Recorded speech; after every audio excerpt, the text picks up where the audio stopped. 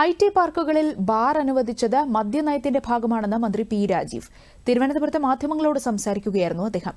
എക്സലോജിക് ഇടപാട് കേസിൽ മുഖ്യമന്ത്രി കാര്യങ്ങൾ വ്യക്തമാക്കിയതാണെന്നും അദ്ദേഹം രാജിവെക്കേണ്ട ആവശ്യമില്ലെന്നും ചോദ്യത്തിന് മറുപടിയായി മന്ത്രി പറഞ്ഞു. നിയമപരമായിട്ടുള്ള ചിലത് കൂടി നടക്കുന്നുണ്ട്. അത് ബാക്കി കാര്യങ്ങൾ പരിശോധിച്ചിട്ട് വ്യക്തമാക്കാമെന്ന് പറഞ്ഞിട്ടുണ്ടല്ലോ. അപ്പോൾ വ്യക്തമാക്കാവുന്ന ഘട്ടത്തിൽ മുഖ്യമന്ത്രി തന്നെ അക്കാര്യത്തിൽ വ്യക്തത വരുത്തും. ഇപ്പോൾ കോടതി ഒരു ഘട്ടമല്ലല്ലോ, അതിന് മുകളിലേക്കുള്ള ഇതിൽ അദ്ദേഹം പോയിട്ടുണ്ടല്ലോ. നമുക്ക് നോക്കാം.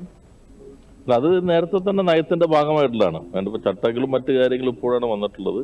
IT പാർക്കുകളിലും വ്യവസായ പാർക്കുകളിലും ഇത്തരം സംവിധാനങ്ങൾ വേണം എന്നുള്ളത് നയത്തിന്റെ ഭാഗമാണ്. ഇന്ത്യയിൽ മിക്കവാറും എല്ലായിടത്തും ഉള്ള സംവിധാനം തന്നെയാണ്. അപ്പോൾ അത് കേരളത്തിലും നടപ്പിലാക്കപ്പെടുന്നുണ്ട്. അത് നേരത്തെ പ്രഖ്യാപിച്ചതാണ്. അത് നടപ്പിൽ വരുന്നതിന് കുറച്ച് സമയം എടുത്തു മാത്രമേ ഉള്ളൂ. ഇപ്പം അത് പ്രായോഗികമായി വരികയാണ്. ഇത് ആദ്യമായിട്ടല്ലേ വരുന്നത്. നമ്മളിപ്പോൾ കേരളത്തിൽ ആദ്യമായിട്ടല്ലേ വരുന്നത്. അപ്പോൾ അതിന്റെ ഭാഗമായിട്ടായിരിക്കും വകുപ്പ് എല്ലാ വർഷവും ചർച്ച ചെയ്തിട്ടൊരു പരിശോധന വരിക. എന്തായാലും ഒരു സ്ഥാപനത്തിനല്ലേ അംഗീകാരം കൊടുക്കുള്ളൂ. അപ്പം അതിൻ്റെതായ മാനദണ്ഡങ്ങൾക്കനുസരിച്ച് സുതാര്യമായിട്ട് തന്നെ ആയിരിക്കും നടപടി സ്വീകരിക്കുക.